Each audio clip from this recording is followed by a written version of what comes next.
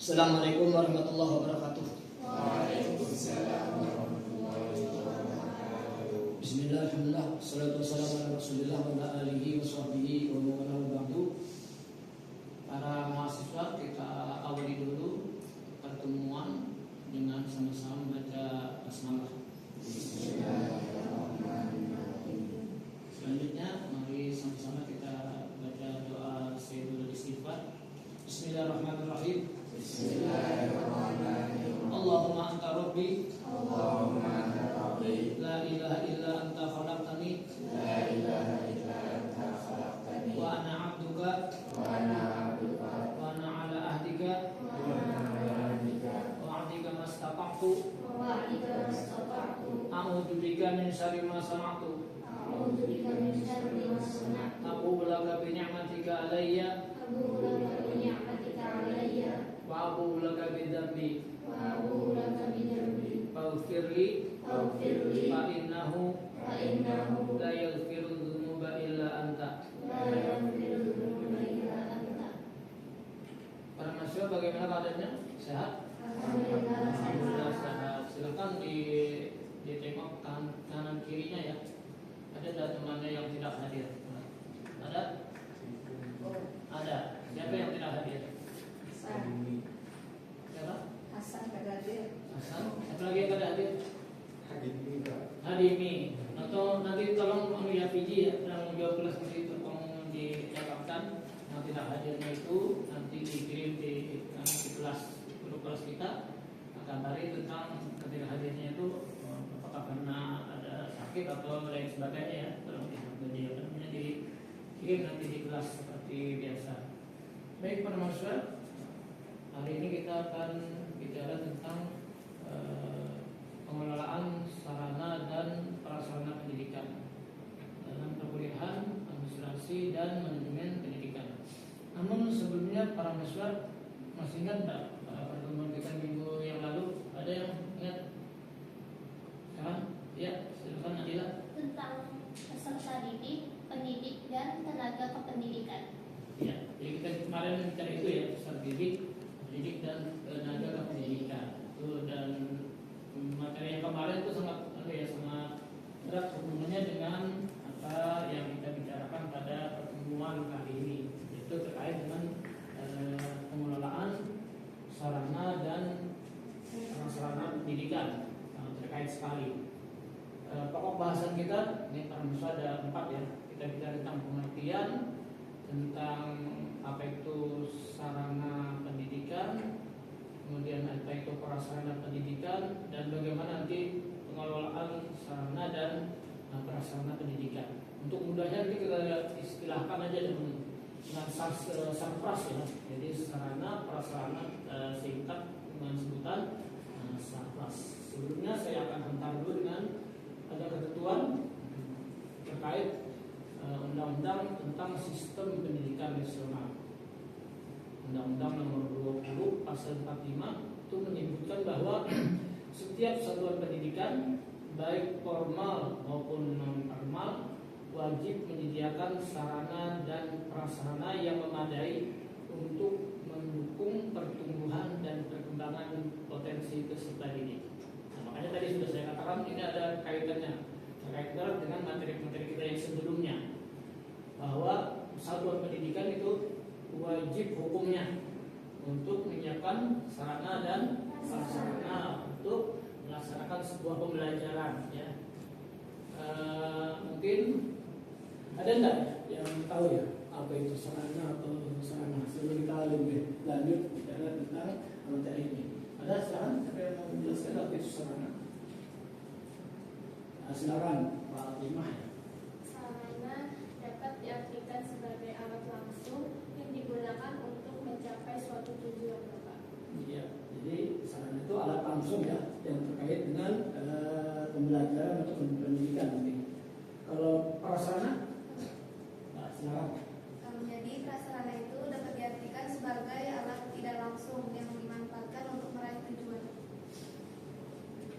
Prasarana alat tidak langsung. Kalau sarana alat langsung. Kalau sarana itu apa jadi kira? Ada nggak yang tahu namanya? Yang termasuk bagian dari sarana itu?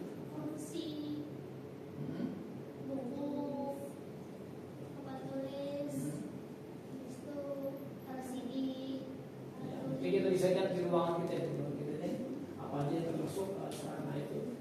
Kalau yang prasarana kira apa aja yang termasuk? Ada mungkin Ada ruang kelas, ruang olahraga, ruang praktikum, perpustakaan, kantin, dan lapangan. ya. Jadi itu ya. Jadi kalau sarana itu alatnya terkait langsung tadi papan tulis, termasuk ini ya, LCD juga termasuk bagian yang langsung menopang kegiatan pembelajaran. Sementara yang tidak langsungnya prasarana itu termasuk apa ya? Ruang belajar ya, termasuk bagian daripada prasarana yang mendukung pembelajaran. Baik, selanjutnya kita akan bicara tentang sarana, kemudian juga prasarana ya, termasuk pengelolaannya seperti apa. Untuk lebih mendalami materi ini, bagusnya kita bagi kelompok saja ya, kita bagi 3 kelompok mungkin. Satu kelompok nanti sekarang diatur aja di kelas mengaturnya. Satu membahas tentang sarana, kemudian yang kelompok 2 bahas tentang prasarana, dan yang kelompok 3 bahas tentang pengelolaan sarana dan prasarana pendidikan. Silakan dibagi aja kelompoknya. Saya beri waktu sekitar 10 menit ya, 10 menit waktunya. Silakan ambil tempat saja dibagi masing-masing namanya dengan teman-temannya, silakan.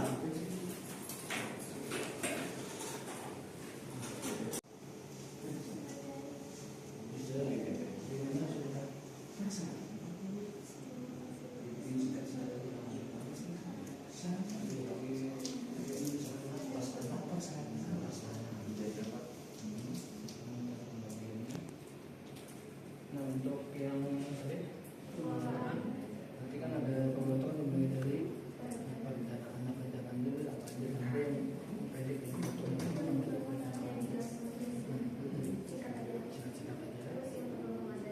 pengadaan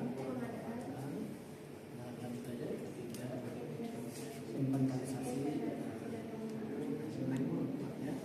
kemudian terus ke sampai nanti penghapusan sempat sampai wanita.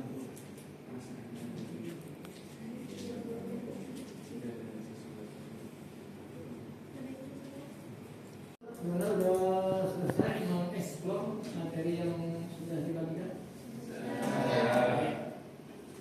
Silakan dari kelompok berapa dulu? Sesuai urutan dari ya. Kita mulai dari kelompok 1 dulu. Silakan berdiri. Yang lain nanti tolong ditanggapi ya. Mungkin ada yang kurang atau apa? Silakan.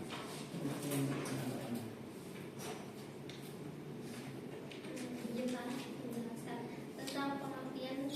Kalau dari kelompok 1 menjelaskan tentang pengertian sarana pendidikan adalah fasilitas yang digunakan untuk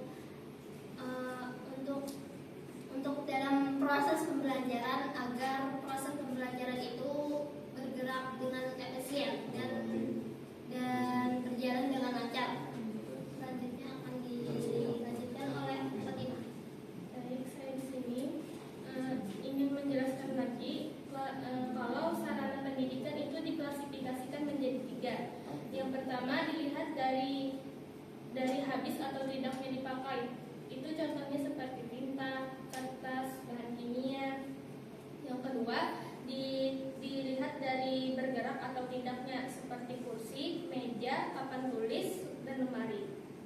Yang ketiga dilihat dari hubungan dalam KBM. Contohnya seperti alat peraga, yaitu untuk memperjelas konsep pembelajaran. Yang kedua itu contohnya seperti alat pelajaran untuk membantu pelajaran proses belajar mengajar. Dan yang terakhir ada media pembelajaran. Ini untuk penyampaian pesan pembelajaran, yaitu seperti visual, audio, proyeksi diam, dan proyeksi gerak. Sekian dari kelompok kami.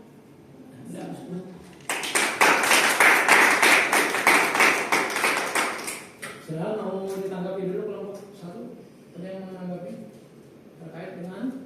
asrama. Ada nggak yang mau menanggapi? Ada? Atau cukup jelas saja? Cukup jelas. Kalau gitu silakan kita lanjut ke kelompok kedua.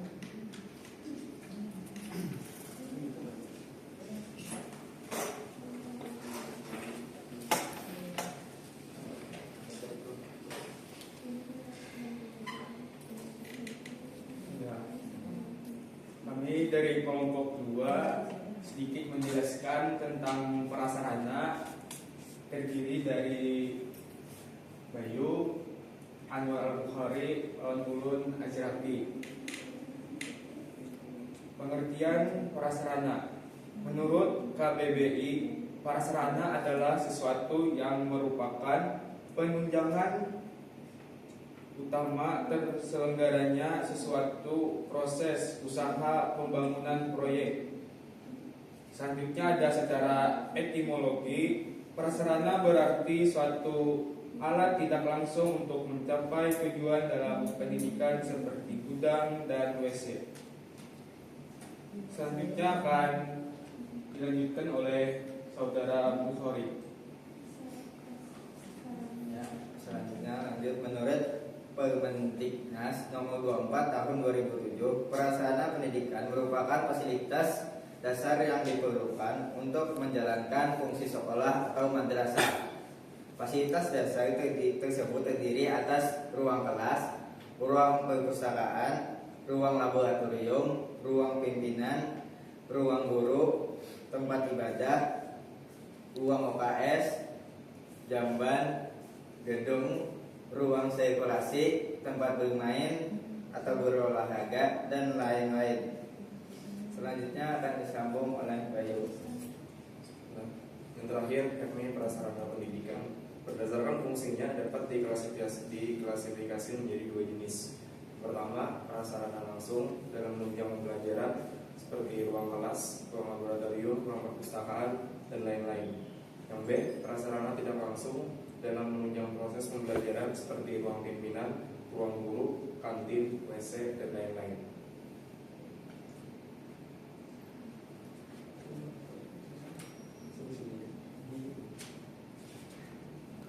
Mungkin itu yang dapat kami sampaikan. Ya. Sudah nggak, Pak? Silakan dihapus dulu. Mungkin ada yang mau menambahkan sarana prasarana ini? Ada? Sudah cukup jelas. Silakan kalau begitu kita lanjut ke kelompok 3 ya. Silakan kelompok 3.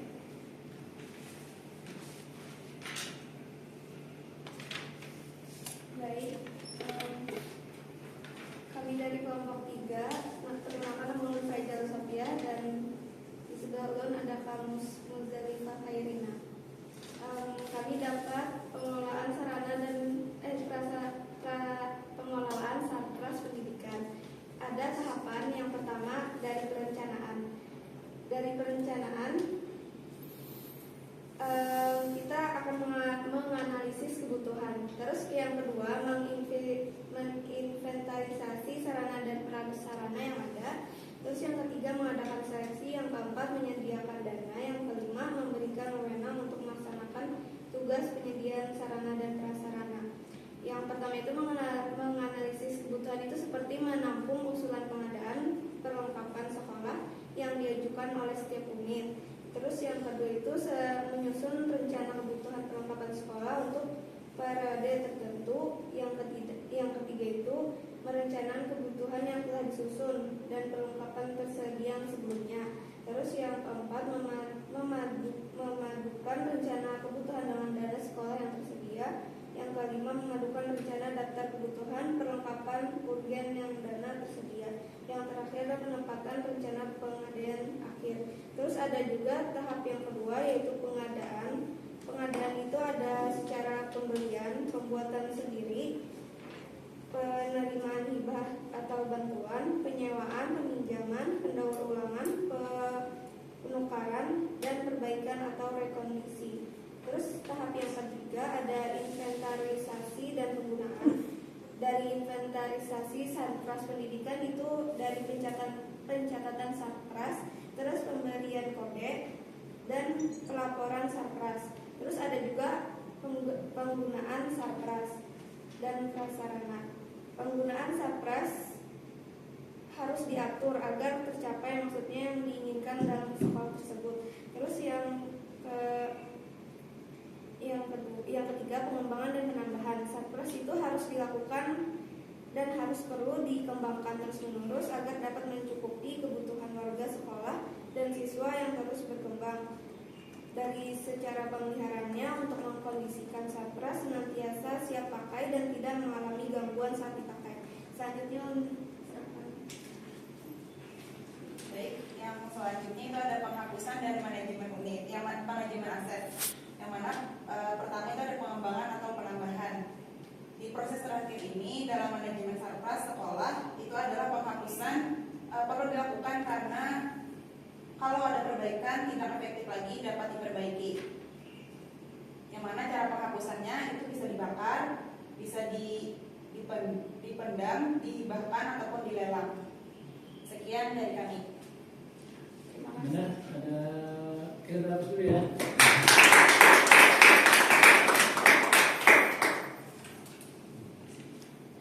Alhamdulillah para mahasiswa sudah dapat mengeksplor materi. Mungkin sebelum kita lanjut, mungkin ada pertanyaan terhadap kelompok ini atau ada tambahan-tambahan? Atau cukup saja? Cukup ya. Baik, kita bicara tentang tadi sudah cukup jelas ya dari apa yang sudah disampaikan. Saya ingin menegaskan saja bahwa yang namanya kita bicara sarana ya, sarana itu alat yang berhubungan langsung dengan pendidikan. Kemudian kalau prasarana alat yang tidak secara langsung berhubungan dengan pendidikan. Kemudian yang penting itu adalah bagian terakhirnya tentang pengelolaannya. Tadi sudah jelas, tinggal di bagian pengelolaan. Saya ingin bergeser di bagian pengelolaan. Di bagian pengelolaan ini sudah kita lihat ini ya di slide ini alur atau peta pengelolaan sarpras itu seperti ini para mahasiswa. Kita mulai dari perencanaannya sudah cukup jelas dari perencanaan itu. Jadi apa yang dibutuhkan nanti oleh sekolah direncanakan dulu. Apa yang diperlukan, perlu apa? Perlu meja, perlu kursi, mungkin perlu peralatan lab segala macam itu direncanakan di bagian perencanaannya. Lalu setelah itu nanti setelah sudah fix perencanaan itu dan biasanya kalau ini dari sekolah dengan sumber dana dari sekolah agak mudah. Tapi ketika itu kita harus terlibat dengan bagian yang lain, contoh soal misalnya kalau di madrasah misalnya, maka mereka harus menyampaikannya ke Kementerian Agama di kota atau kabupaten. Di situ akan dapat usulan. Biasanya ini bagian agak besar, ya, seperti misalnya pembangunan prasarananya, misalnya ingin membangun ruang apa misalnya ruang kelas atau ruang laboratorium misalnya, maka itu tadi kan harus diusulkan dulu. Ketika sudah clear nanti sudah ada, maka dilanjutkan dengan pengadaannya. Nah dalam hal pengadaan nanti para mahasiswa ini tergantung kita lihat termnya apa total pengadaan itu berapa biayanya. Kalau nanti masih di bawah ketentuan, saya lupa ketentuannya berapa, tapi itu kalau di bawah ketentuan itu sekolah bisa beli sendiri, atau nanti bisa aja sekolah bisa mencari sendiri, atau bisa lewat hibah atau apa ya sekolah. Itu nanti yang itu. Tapi kalau yang nanti anggaran biayanya melampaui ketentuan yang sudah ditetapkan oleh pemerintah dalam dalam peraturan tentang pengadaan barang dan jasa, itu nanti misalnya mungkin di atas 500 juta misalnya itu harus lelang para mahasiswa nanti. Bahkan terkadang nanti lelangnya lelang terbuka, artinya lelang nasional untuk misalnya ketika membangun prasarana berupa misalnya gedung pendidikannya misalnya untuk penambahannya. Nah sini setelah berangkat dari sini nanti kalau sudah selesai, pengadaan selesai, barangnya sudah siap, nanti lagi serahkan ke sekolah, maka ada dilakukan tahap inventarisasi tadi. Ini inventarisasi. Inventarisasi itu adalah pencatatan pembukuan terhadap barang atau alat-alat pendidikan, baik nanti yang terkait dengan sarana maupun nanti sarana. Semua ini dibukukan, kecuali nanti yang barang yang habis pakai ya. itu yang nanti yang biasanya tidak kami bukan dicatat.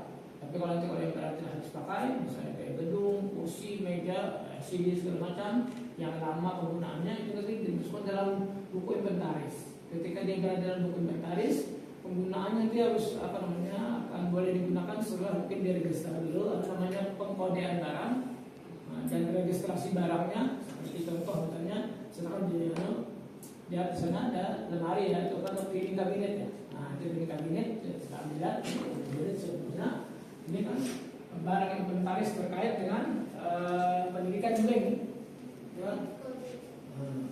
Lemari itu masuk apa? Sarana atau prasarana? Bukan langsung atau tidak? Prasarana. Kalau ini baru sudah jadi barang inventaris, maka dia harus dibikin kode barangnya. Jadi seperti ini kode barangnya. Kita langsung lihat langsung barangnya, ada kodenya. Dan kalau sudah seperti itu, maka barang itu sudah tercatat di dalam buku dan juga sudah tercatat di dalam ruangan ini. Ada namanya daftar inventaris ruangannya. Dan bahwa barang itu ada benar diangkat kemana-mana. Kalau pun mau dipinjam harus lapor dengan penanggung jawab ruangannya. Contoh soal misalnya kursi ini sebagai sebagai sarana ya, menggunakan sudah pembelajaran, dia boleh dipinjam setelah minta izin dulu dari penanggung jawab ruangan, baru boleh dibawa keluar. Itu inventaris, dari inventaris sudah dicatat. Selanjutnya boleh digunakan, kemudian harusnya nanti kalau memang kekurangan lagi ada penambahan pengembangan dan di masa-masa pemakaian ada peliharaannya. Nah, ada yang LCD yang rusak sedikit, nah ini diperlukan untuk dipelihara, diperbaiki. Tapi nanti kalau sudah barang yang rusaknya berat, karena mungkin dari diperbaiki atau barang ini diperbaiki tapi lebih banyak biaya perbaikannya timbang manfaatnya. Ya kalau biayanya misalnya sampai 1 juta, tapi manfaatnya cuma sekali pakai rusak lagi, maka ini sudah saatnya dilakukan penghapusan. Nanti penghapusan ada lagi aturan-aturannya. Tidak semudah yang kita seperti tadi apa ya? Jadi contohnya dia penghapusan dia apa ya? Nah dibakar. Ini ya seperti itu memang cara langsung bisa dibakar ataupun bisa nanti dihibahkan. Tapi dalam dalam implementasinya itu ada ketentuan-ketentuan tentang barang yang harus dihapus. Kapan dihapusnya? Dihapus dengan dimusnahkan atau dihapus dengan dihibahkan nanti ya. Itu nanti alurnya nanti kalau kita misalnya sekolahnya di madrasah, dia alurnya agak panjang. Dia harus dari ke kanwil, kementerian agama dulu, baru sampai nanti ke ke badan nanti ya, misalnya penghapusan barang jadi kementerian keuangan. Nanti usulannya sampai sana. Nanti setelah keluar izinnya, baru boleh mengadakan penghapusan. Itu yang terkait dengan pengelolaan sampah. Sangat penting kita perhatikan terus sehingga kita harus sadar bahwa ternyata barang-barang ini sangat penting bagi kita. Yang ada dan jangan sampai kita semua kita kadang-kadang kita timbai masih banyak dari timbai atau ya tidak diperhatikan mereka. Karena ini sampah sangat sangat penting dan ada aturan-aturan yang harus dipenuhi dan hal nanti penggunaannya nanti. Dalam itu materi ini kita akan sadar betapa pentingnya karena sangat sarana pendidikan itu yang sebenarnya kita lihat kayaknya enak aja dan dipinjam orang sebenarnya ternyata ada aturan-aturan yang mengaturnya.